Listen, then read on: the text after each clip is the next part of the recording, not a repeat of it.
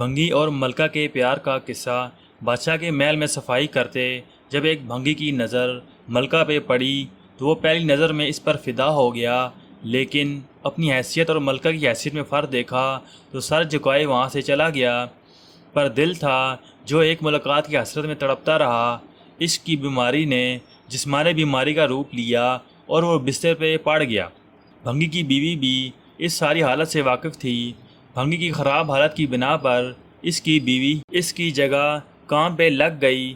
کئی دن تک جب بھنگی ملکہ کو وہاں نظر نہ آیا تو اس نے اس کی بیوی سے دریافت کیا۔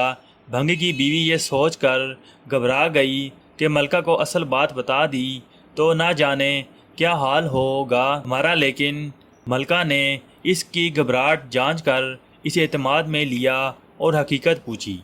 بھنگی کی بیوی نے وہ ساری صورتحال ملکہ کے گوش گزار کر دی۔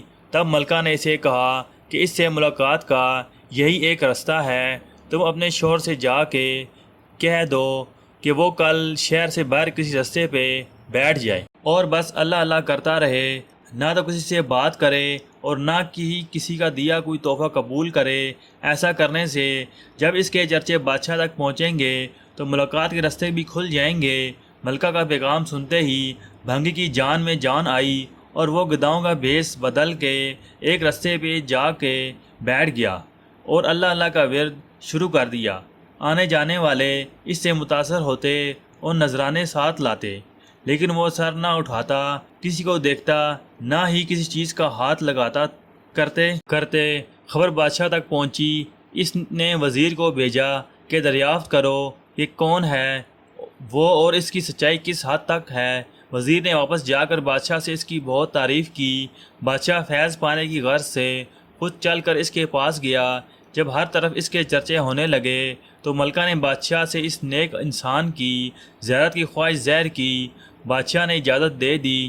اسی اثنا میں جب بھنگی کو اس بات کا احساس ہوا کہ اب تک وہ دل سے نہیں صرف ایک دنیاوی مقصد کے تحت ہی اللہ پاک کے نام کی تسبیح کر رہا تھا، وہ جھوٹا ہے، لیکن پھر بھی اللہ کی رحمت اس پر اس قدر ہے کہ لوگ اس کے سامنے جھک رہے ہیں، کیا بادشاہ اور کیا عام آدمی سب ہی اسے عزت دے رہے ہیں۔ یہ کرامات تو صرف زبان سے وہ پاک نام لینے کی وجہ سے ہیں۔ اگر سچے دل سے اس نام کی تسبیح کی جائے تو اور کتنی رحمتوں کا نزول اس پہ ہوگا۔ جب ملکہ اس کے پاس پہنچی تو اس نے سر اٹھا کے اس کی طرف نہ دیکھا اور وہ مطمئن ہوئی کہ کوئی آج اس کی وجہ سے اللہ کے قریب ہو گیا۔ وہ روتے ہی واپس اپنے محل میں چلی گئی۔ بے شک اس پاک ذات کا ذکر اپنے آپ میں ایک رحمت ہے۔